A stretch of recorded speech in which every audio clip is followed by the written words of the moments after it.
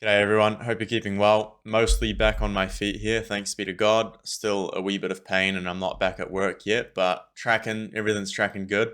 For a bit of context, had a bulged disc towards the end of 2024 and had about 4 bad significant flare-ups since that original injury, so mostly I've been fine, but just this Monday I happened to injure myself at work and it was a pretty bad flare-up, so Monday, Tuesday and Wednesday I was basically Tuesday and Wednesday was basically bedridden the whole days, and then a bit more back on my feet Thursday, and then today, mostly all right. Had a Bible and school session, visited our Lord in the Blessed Sacrament, and have Good Shepherd Boys group later on today, which will be the first one.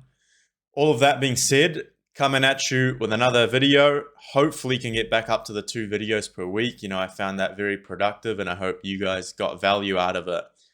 I wanted to comment on a bit of a social phenomenon in terms of growing in virtue, which is the social environment. And I've spoken about environment before, but I wanted to, I guess, isolate it a bit more as a obstacle that people have.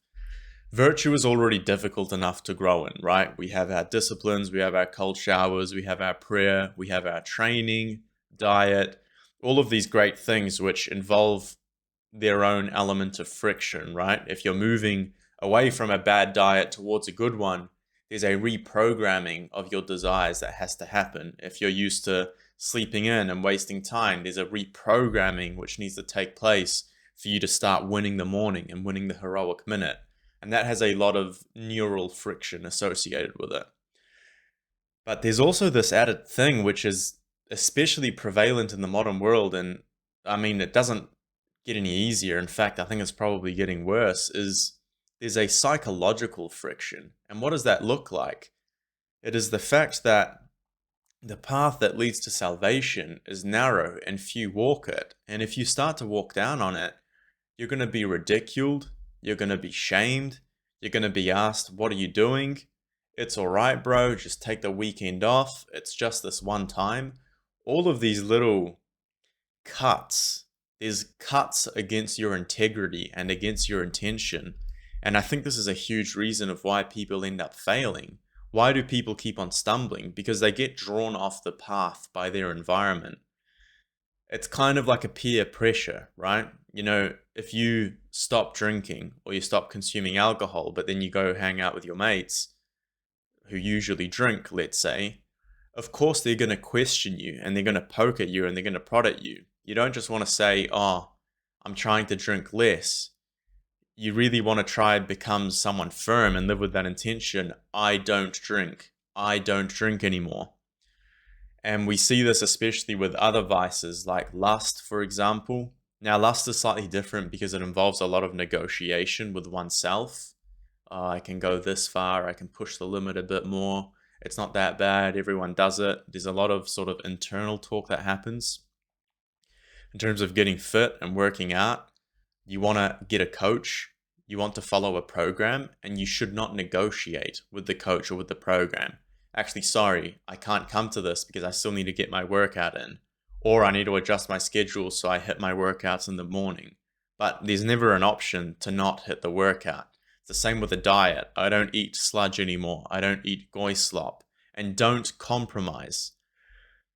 But what people struggle with is like someone can be sold intellectually on the vision. Of course I need to eat clean. Of course I need to work out. Of course I need to pray every day.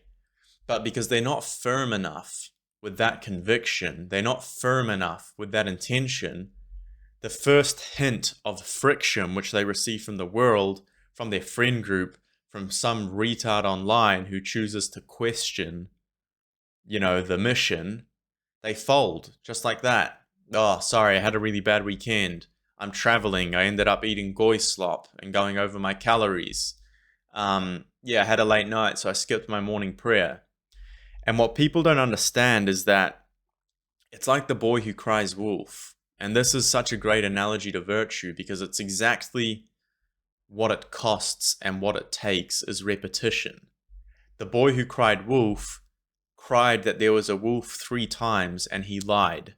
And eventually when there was actually a wolf, no one believed him because he had lied so often that people had no reason to expect anything different. and you say to yourself, I need to start praying every day.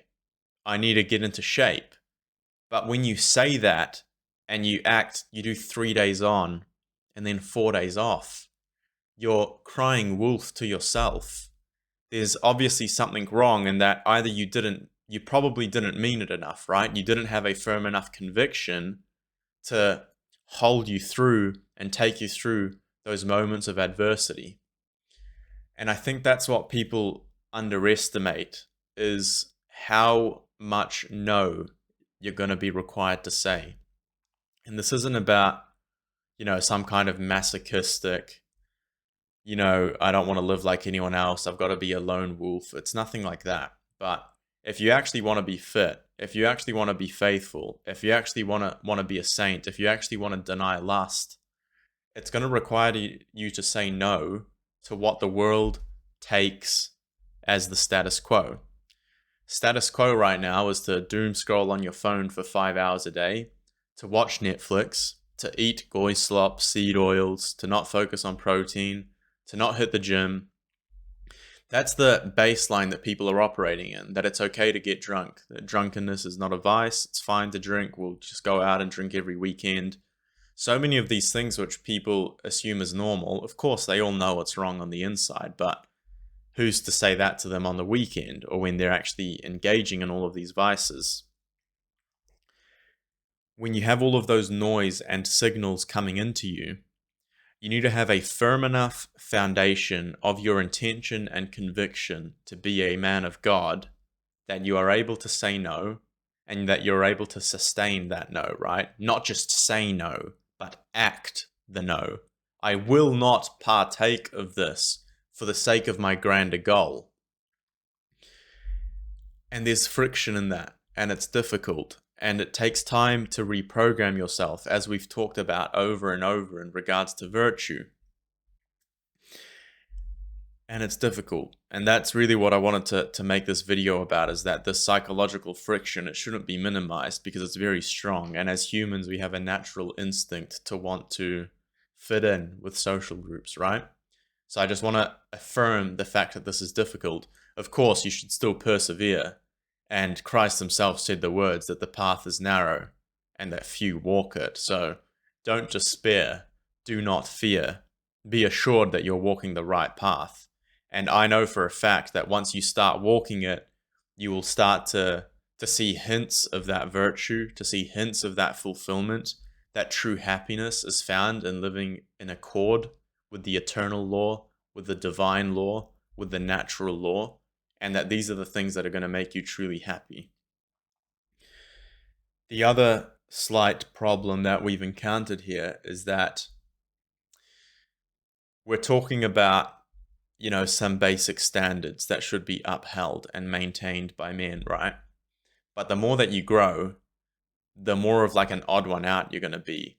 So this friction, while it lessens in the sense that as you become more virtuous, you feel less internal friction, right? Because you're now seeing the fruits. The fruit of discipline is peace and righteousness. But as you climb higher up that path, the psychological, societal friction is going to get greater, because now you're living so in a manner that is so contrary or so unique that people are not going to understand you in some regard. And I'm not trying to be prideful here in any way. I'm just sort of illustrating a social phenomenon that the harder you push, the more difficult it's going to be sort of for people to understand you and for you to explain yourself to others, and that's fine. But I guess part of the reason that I'm making this video is that I want you guys to be aware of this as a phenomenon that you may already see happening in your life, and maybe this video will help you to understand that it's normal and it's resistance to push through, but also that it's going to get harder. Now, sometimes there will be well-intentioned people like a priest or your parents who you should genuinely listen to. Maybe there is something wrong or disordered or unbalanced in what you're doing, but you need to have prudence and wisdom in order to be able to discern that. And for majority of the time, the societal baseline, as I said, it's going to be wrong. Like, think of something, and I'm going to make a full video on this. When did weekends become normal? That you only work 5 days and you have 2 weeks off. And don't get me wrong, I'm all in favor of spending time with family and having productive, intentional leisure, but God only rested on the seventh day, right? The Sabbath is on day 7. It's not on day 6 and 7. It's not on day 5.5, 6, and 7.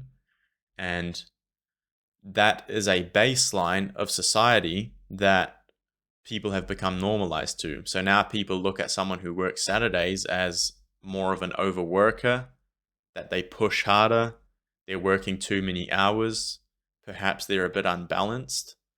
But you just need to look at sort of what's the justification and what's the reasoning behind that, because someone can still have a very productive, holy, and restful Sunday and get a lot out of that without also needing to take the Saturday.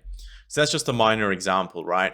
It's the same with the early mornings. Like, oh, you wake up in the middle of the night to do all of this stuff that it's unhealthy, whatever, blah, blah, blah.